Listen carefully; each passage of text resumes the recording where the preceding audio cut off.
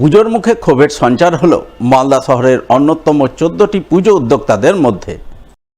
কারণ এবছর পুজোয় মালদা শহরে লাইট ও বিজ্ঞাপনের ওভারহেড গেট তৈরির অনুমতি দিল না ইংরেজবাজার থানার পুলিশ।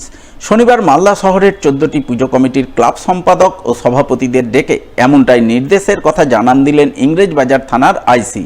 আর এ নিয়েই ক্ষোভের সঞ্চার হলো পুজো উদ্যোক্তাদের মধ্যে। ক্ষুব্ধ পুজো উদ্যোক্তারা কি জানালেন শুনুন তাদের মুখ থেকেই। ওভারহেড গেট করতে দেবে না, প্রশাসন বললো। ওভারহেড গেট না করতে দিলে তো আর পূজা করা সম্ভব না। লাইট টাইট সব বন্ধ থাকবে। আমরা যা আমার ফোরাম সিদ্ধান্ত নিবে, আজকে ফোরামের সন্ধ্যা 6টায় মিটিং আছে, ফোরাম সিদ্ধান্ত নিবে ওভারহেড গেট যদি না করতে হয় পূজা বন্ধ থাকবে মালদা জেলা। প্রশাসন তো বললো কোনো ওভারগেট করা যাবে না, কোনো ওভারগেটের উপর কোনো অ্যাড দেওয়া যাবে না, আর আমরা ওগুলো না দিতে গেলে আমাদের পুজো করা সম্ভব হবে না। শেষ মুহূর্তে পরিস্থিতি দেখি আজকে আমরা এক জায়গায় বসে দেখি কী আলোচনা হচ্ছে, তারপরে সিদ্ধান্ত নেব। আমরা আইসি সাহেবের সঙ্গে দেখা করতে এসেছিলাম। আমাদেরকে দেখেছিল যে আমাদের লাইটের ওভারহেড গেট করা যাবে না বা অ্যাডের কোনো ওভারহেড গেট করা যাবে না। এই নিয়ে আমাদের আজকে আইসি সাহেব ডেকেছিলেন, আমরা সেখানে এসে দেখা করছি। সিদ্ধান্ত কিন্তু কোনো কিছু হয়নি। উনি পরিষ্কার বললেন যে ওভারহেড কোনো কিছু করতে দেওয়া যাবে না। আমরা চাইছি যে এর একটা সুনির্দিষ্ট পথ বেরোক, কারণ এই মুহূর্তে তো লাস্ট মুহূর্তে তো সব কিছু ডিসিশন নেওয়া যাবে না। আমাদের লাইট ফাইট সব কন্ট্যাক্ট হয়ে গেছে, অ্যাড কন্ট্যাক্ট হয়ে গেছে। আমরা সাথে সেগুলো যদি এখন নতুন করে করতে হয় সেটা তো সম্ভব না। এখন আমরা এসেছিলাম ইংরেজবাজার থানাতে, যেন আমাদের প্রতিটা ক্লাবকে ওভারহেড গেট করতে মানা করছে। এবং ওভারহেড গেট না করলে আমাদের তো পুজোয় বেকার হয়ে যাবে, কারণ দুর্গাপূজার লাইটিং ওভারহেড গেট ছাড়া হবে না। আমরা প্রশাসনের অর্ডার মেনে আমরা রীতিমতো রাস্তা ছেড়ে যা ক্লিয়ারিং সেটা ছেড়ে আমরা করি, তবু যদি না করতে সেই জন্য করতে দেবে না বলতে পারবো না। ওই জন্য আজকে আমরা এসেছিলাম। আজকে এই জায়গায় বললেন যে না, গেট করা হবে না। হ্যাঁ, ওভারহেড গেট করা হবে না, এ পর্যন্ত হয়ে থাকবে। আমরা থানায় এসেছিলাম, বেলা 10টার সময় একটা মেসেজ পাই, আইসি সাহেব এমার্জেন্সি একটা মিটিং কল করেছিল। এখানে এসে জানতে পারলাম যে ওই আগে যেই কথাটা ছিল এখনও ওই একটাই ওভারহেড কোনো গেট করা যাবে না।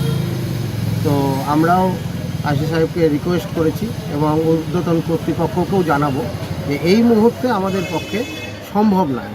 তো আমরা আমাদের ফোরামের মাধ্যমে এর আগেও জানিয়েছি, আবার জানাবো ডিএমকে, এসপি সাহেবকে রিকোয়েস্ট করব কেন এই বছর আমরা পূজাটা করতে পারি এইভাবেই।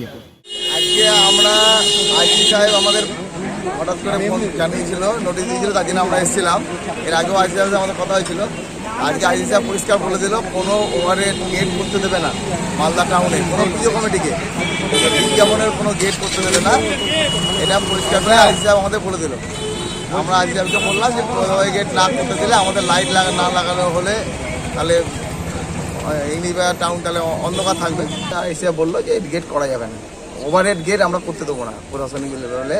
আপনারা যদি কিছু উপর মহলে যদি কিছু থেকে যদি পারমিশন আনতে পারেন তাহলে সেটা আলাদাভাবে, যেটা আমরা করতে দেবো না। সাপ্তাহিক হাটের ঘর বন্টনের ক্ষেত্রে নিলামির সিদ্ধান্তের বিরুদ্ধে সোচ্চার হলেন তৃণমূল প্রভাবিত মালদার শামসি হাটওয়ারি ইউনিয়ন চাঁচল শাখার সদস্যরা। বিক্ষোভ ডেপুটেশন কর্মসূচি পালন করলেন চাঁচল মহকুমা শাসকের দপ্তরে।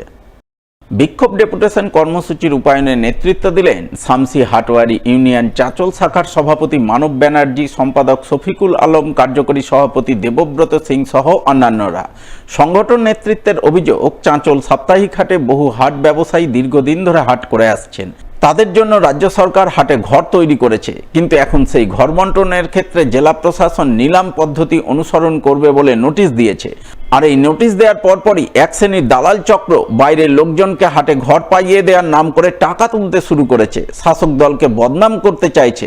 তারা আশঙ্কা করছে নিলাম পদ্ধতিতে ঘর বিলি বন্টন হলে হাটের প্রকৃত ব্যবসায়ীরা বঞ্চিত হবেন।